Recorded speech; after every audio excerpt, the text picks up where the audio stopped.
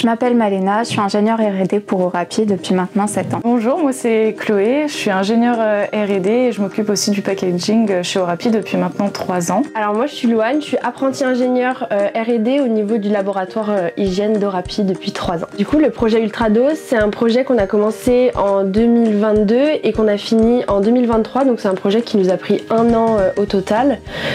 C'est un temps assez court pour une innovation, mais en fait on a travaillé en équipe, c'est-à-dire que chaque personne de la R&D avait un projet, donc ce qui nous a fait avancer vraiment plus rapidement grâce à ce travail d'équipe. On a été plus de 4 personnes au labo à travailler dessus. Quand une personne était bloquée sur un point, on s'est mis tous ensemble pour réfléchir et trouver des solutions et ça nous a permis d'aller plus vite. Très intéressant dans le sens où c'était totalement innovant, des formules qu'on n'avait jamais travaillées.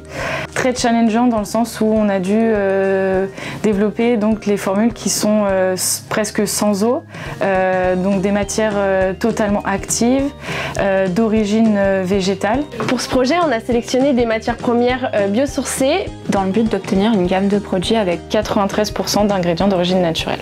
Des colorants issus de légumes, carottes, betteraves, algues, des alkyles polyglucosides, ce sont des tensioactifs issus des sucres. Le vinaigre et l'éthanol sont issus de fermentation. En fait, les bactéries, en dégradant, produisent de l'éthanol. Ce sont des formules qui sont très concentrées en matière active, contrairement à un produit standard, où en fait, dans un petit contenant, on a concentré vraiment toute l'efficacité du produit, que l'on va ensuite pouvoir diluer pour avoir un produit aussi performant qu'un produit standard. Selon la technicité de la formule, il nous a fallu entre 20 et 50 essais pour arriver au résultat qu'on attendait sur cette formule. Tout ce qui est sur l'aspect packaging, on a eu pas mal de défis aussi, dans le sens où on devait développer des petites poches pour mettre en avant le gain de place par rapport à un bidon de 5 litres.